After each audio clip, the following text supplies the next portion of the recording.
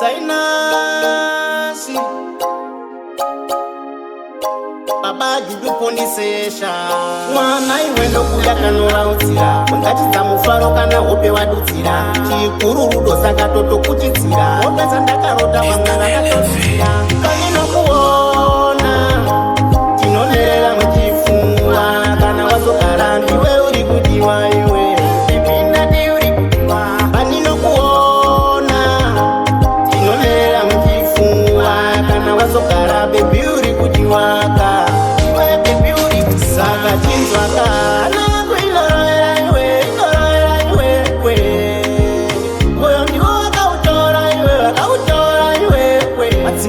Vese moyo nefungwa ukandiramba mutoro wandasenga mudiwa wangu iwe wandinoda kandasaudza iwe tinosvika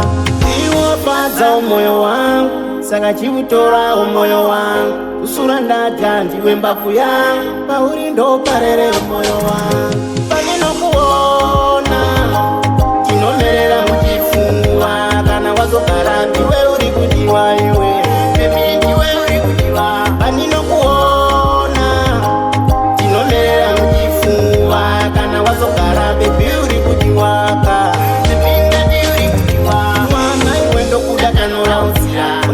mufaro kana hope wadutsira chikuru rudo saka toto kuditsira wopedza ndakarota vamwe vakatodutsira iwe moyo timbotora anakumba kwenyini tabvisa lobola ombedze umai pamwe nematola ati chimwe chingadiwa iwo wombopola inokuona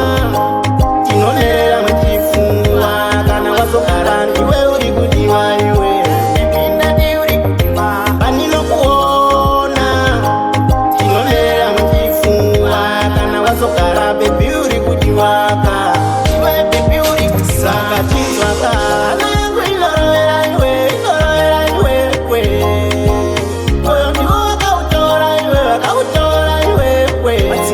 Vese moyo nefungwa ukandiramba mutoro ndasenga mudiwa wangu iwe wandinoda kandasaudza iwe tinosvika saka ndiwo padza umoyo wangu saka chiutora umoyo wangu usura ndadya ndiwe mbavu yangu pauri ndoparere umoyo wangu pane nokuona